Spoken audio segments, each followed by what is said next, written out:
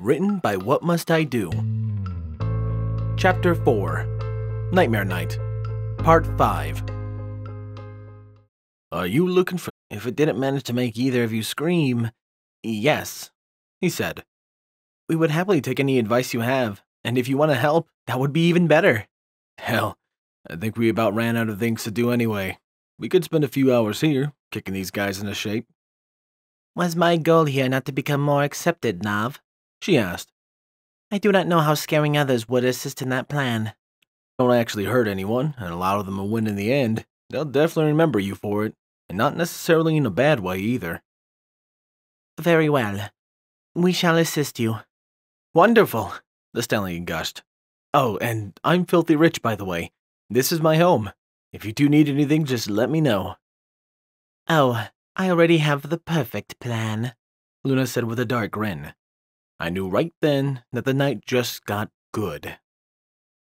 I darkly intoned, lifting the scythe up slightly and slamming it on the ground with a dull thump. Only other people could see, completely remaking my scythe into something that death would actually carry to ceremonially kill people, and adding an overlay of some kind of bony substance to my gloves. Of the 4 ponies before me, I could only recognize 2, Flitter and Cloud Chaser. I don't know the stallions with them. We do, the stallion said, obviously trying to be the tough guy for the mares. Ye are all? I asked. Of course, the other stallion said, smiling. I slammed the staff down again, and the door opened behind me. I am Kayron, and I will guide your way this night. Come. I began slowly shuffling into the house, giving them plenty of time to follow me. I calmly said, waiting until they were all inside before turning. Tell me, what do you expect to find in this house? Nothing much, the first stallion said. The 2 mares both rolled their eyes at his shitty bravado. Then we shall see how you manage. When I said that, the door slammed shut behind them, locking instantly. Come. Dark things lurk in these halls, and it would not do to stand still for them. Huh. Spooky. The other guy mocked as they all started following me into the dark building, mist licking at their hooves, but seeming to completely avoid me. As we walked further in, a faint sound of laughter slowly became apparent. It wasn't normal laughter, either happy or dark. It was an insane laugh, something summoned forth from a broken mind. The girls seemed to be somewhat worried by it, and the stallions lost a little bit of their bravado, but one of them quipped, Somebody telling a bad joke up there? There are many ways for a pony to succumb to fear, I said. One is to lose himself in it, to find everything funny. His mind grows so blank with horror that it cracks, making everything he sees into some kind of sick joke. A shadow flickered out from our left, and we could hear someone running very, very close. And as every good clown knows, his goal in life is to share jokes. The same guy from before jumped out from the right, but this time his costume and design were completely different. Luna did something to his eyes, turning them from a rich orange to a sickly glowing yellow. The smile he had painted on before now appeared as a frown, and the red makeup seemed wet, as though he'd been eating flesh and drinking blood. The outfit he wore was in complete tatters and smeared with unidentifiable substances. Each one of the ponies behind me squealed when the clown stepped into view. The fellow laughed for a few seconds before immediately stopping and gazing at my charges with wide eyes. How does one stallion get down from a tree? He asked in a voice that didn't match his lips. There was 10 seconds of silence before he snarled. Answer me! How? One of the mares whimpered. The clown grinned, showing chipped and broken teeth, each blackened slightly. Then he held up a noose. You cut the rope! Suddenly another rope dropped down from the ceiling, landing on one of the stallions I was supposed to be guarding. All 4 of them screamed and huddled together until my scythe reached out and cut the rope hanging from the ceiling. Run, I whispered. They needed no further compelling, each galloping forward as quickly as they could go. I followed at a more sedate pace, the butt of my scythe tapping on the ground dully with each step. I caught up with them at the next door, which they couldn't open without me. Hey, I think we saw enough, one of the stallions quickly said. This place is kinda lame and... There is no leaving, I said, stepping past their group. You go until you reach the end. That is the way of life. And what is life without fear? That's not cool at all. Instead of answering, I tapped my staff on the floor twice, opening the next door. Then I suggest you conquer your fears quickly. Worse things remain ahead. I had a feeling they all shared very uneasy looks before falling in behind me. Death and decay come for all eventually, I said, peering into a bowl of spaghetti that Luna animated to look like worms. We rot, and they play. One of my hands reached out and caressed the top of the bowl before continuing on. None of the ponies commented. When it does come for you, I started looking at the bowl of eyes. Will you accept it, or will you linger on, bringing fear and pain onto those you refuse to leave behind? A ghost fell from the ceiling, considerably better animated than before. It actually appeared to be on fire, though a deep chill rather than heat came from the blue flames on it. Once more, all the ponies squealed trying to get around it, but the ghost didn't appear like that, and it snatched Flitter up, slowly dragging her into one of the dark corners. She burst into tears, using her hooves to claw uselessly at the floor. The others just scrambled to the other door, beating on it with their hooves. I calmly used my scythe to bisect the ghost, dispelling it and saving Flitter. The dead must always move on, I said, helping her shaking form stand. As must the living. Thank you, she whispered, huddling against me. Charon guides all, I answered, ignoring her thanks and leading her up to the group. Conquer your fears, ponies. Once more, worse things lie ahead. I don't want to go on, Cloud Chaser said. The only way out is forward, I answered, tapping my staff twice more, opening door number 3. Come. I once more started walking, leading them into the brighter room that looked like something out of a Tim Burton version of The Jungle Book. Evil spiders danced about in the vegetation above us, Luna's animation spell bringing the flimsy stuffed spiders to life in the most horrifying of ways. Each pony eyed them with unrestrained fear. While spiders owned the top, large snakes ruled the bottom, slithering through the undergrowth and around the legs of each pony. Once more, each of them seemed to avoid me, going out of their way to not touch me. While some fear the dead, others fear the living, I said. Spiders that climb, snakes that slither. We suddenly heard several branches snapping to our right. And other creatures that are even larger. After all, there was no greater fear than the monster that lies inside, waiting to be released. The zebra from before jumped out from behind the group, war paint covering his face and large piercing in each of his ears. He had a collection of dried scalps and ears hanging from his neck and a crazed look in his eyes. Chew the flesh, match the bones! He howled, charging at us. The pony screamed again and took off running deeper into the jungle toward the next door. I wrapped my hand around the zebra's neck and used the leverage and his momentum to sling myself around his neck, essentially riding him as he chased the ponies to the door. When we finally caught up to where they were all groveling and pawing at the door in horror, I used the scythe to slit the zebra's throat, relying on the enchantments Luna said she was using to not hurt the poor guy. The enchants worked, because he slowly grounded to a halt before falling right before the group, fake blood leaking from his neck. All 4 ponies were crying now. The living only give you fear if you do not resist them, I said, calmly walking towards the group and through them, not sparing any of them a glance. I want to go home, one of the stallions wailed. Then find your courage, I said, tapping my staff twice more, opening the next door. They reluctantly followed, none of them wanting anything more to do with this place. If I hadn't saved them from every monster they've run into, they probably would have just abandoned me just to run to the next door. As it was, they huddled as close to me as they could get. Some fear pain, I simply said, turning my head to the left. A light suddenly turned on, revealing a dentist ripping a tooth out of Amir's mouth as she cried and writhed in her bonds, groaning in pain and horror.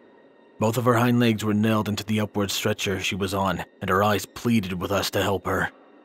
The ponies with me froze, their eyes stuck on her. However, the dentist followed her pleading gaze and saw us. We could see his mouth move under the mask he wore and what might have been a rictus grin. "New customers," he growled, his horde lining up. This time it was Cloud Chaser that was grabbed, and he dragged her struggling form to another stretcher, forcing the straps around her. "I'm thinking eye surgery," he said, lifting his drill up and turning it on. I don't need to add, of course, that Cloud Chaser was screaming the whole time, as so were her friends. As the dentist leaned in to start his dark work, I rushed in, kicking the drill from his hoof and using the butt of the scythe to push him back. As he tried to recover, I cut Cloud Chaser's bindings loose, allowing her to bolt away without a backwards glance. The other three were already gone, leaving us behind, where I hit him. "Some ponies feel pain," I happily said, walking away. When I joined the four this time, they were all huddling, holding each other. "Pain is impermanent. Life goes on," Cloud Chaser yelled. "I won't, The sound of a drill and more screams cut her off. I tapped my staff twice more, allowing them to sprint to the next room. I said, my voice making a table partially light up. "Refresh. Calm down. Do not wander." The four of them slowly approached the table. On it were strings of tofu sausages, cups of looking things. After several seconds of hesitation, they began to partake. I allowed them 5 minutes of respite before saying, "It is time," and several other organs. All of them flipped their shit when they realized what they just ate. When they finally recovered enough to go on, which took a good while, mind, I said, "There are 3 more fears you must all yet face. The next is the fear of yourself." I walked into the room of mirrors, allowing them to follow me. The first thing they noticed is that my reflection didn't appear on the mirrors. The second thing they realized is that neither did theirs, or at least, not their own reflections. No, what confronted them was several reflections. Some of them were at old ages, some were them after a few months of self. Why fear it? Revel in what you are. The skin will fit you so well. It'll be like you never changed at all. That room was probably the second most disturbing room for all of them, as it showed a very real concern that each had. And of course, I loved every minute of it. When we got to the next door, I stopped. "The going will become tough from here," I said. "It was already impossible," one of the stallions yelled. "Without you, we'd be dead." "You're the reason we're still here," Flitter said. "If even you think it'll be tough." The other two just whimpered as I tapped my staff twice. The door slowly opened, revealing an entirely empty room. I walked in, the 4 of them reluctantly following me.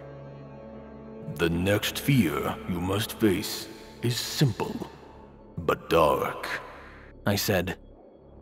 "It is an all-consuming and can devour even the stoutest of souls. It is the fear of..." All the lights went out of the room, and they all jumped and whimpered in fear.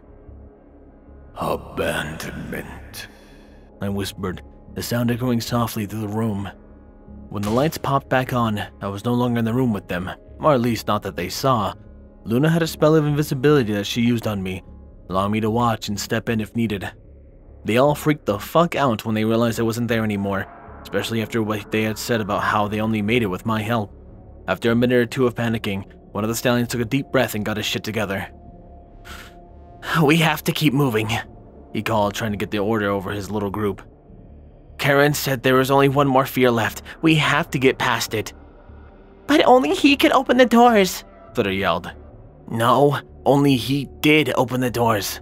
All he did was tap his staff twice," the stallion said, walking over to the next door. He tapped his hoof twice on the floor, making the door open. "What if we run into something?" Cloud Chaser asked. "We only made it because he saved us." We'll protect you, the other stallion said, grinning. The two mares gulped, but walked to the door. The first stallion led the way, then behind him and the other stallion behind them. I followed before the door could slide shut. They were now in what they thought was the final room.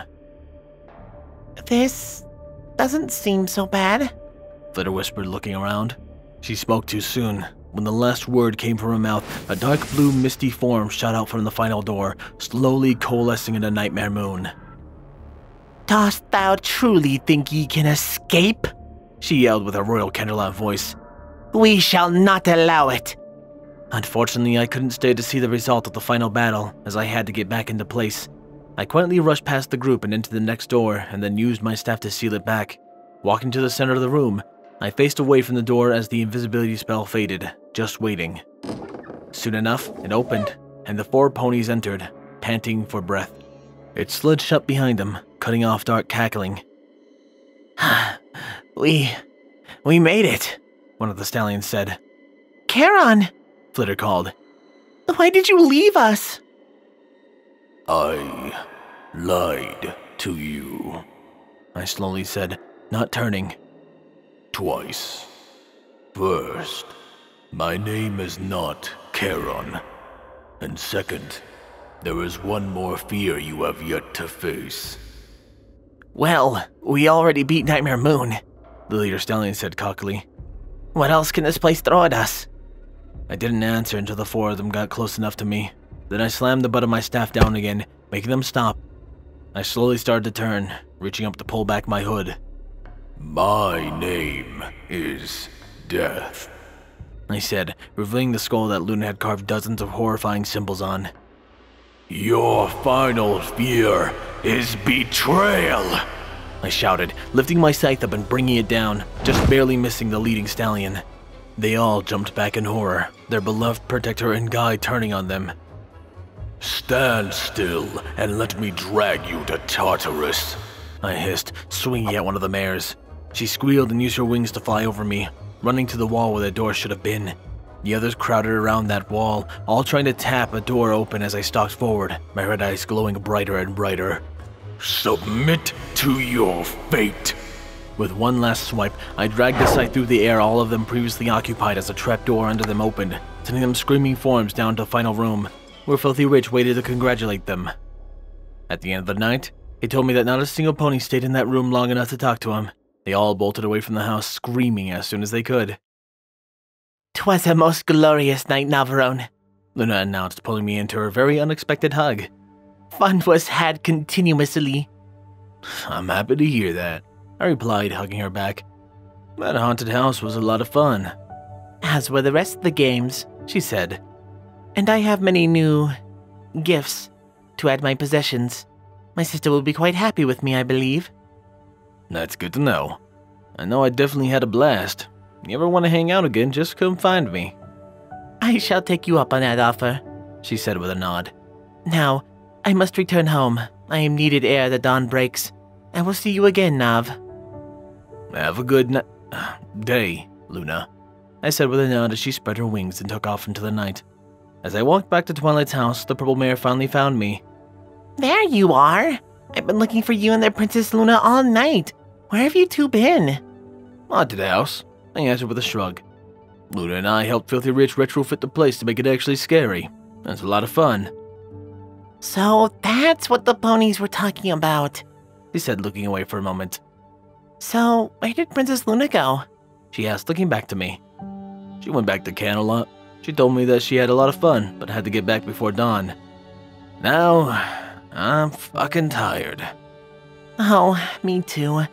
You can tell me about it later, how the night went, I suppose, but I want to hear all about it. Of course, Twilight. Of course. Man, I can't believe I had to break a single chapter up to 5 parts. That is something I never expected to do. But this chapter is 15,000 words. That's more than some fics altogether. And the next chapter is 10,000. How this guy writes this much is beyond me, and it only gets worse with time. That aside, however, what doesn't get worse with time, because I am far too grateful, are my wonderful Patreons. Thank you, Squall Windfeather, One Day La Paz, Starlight Blaze, Rain Flicker, Dreamless Portal, and Redeemer of Dark.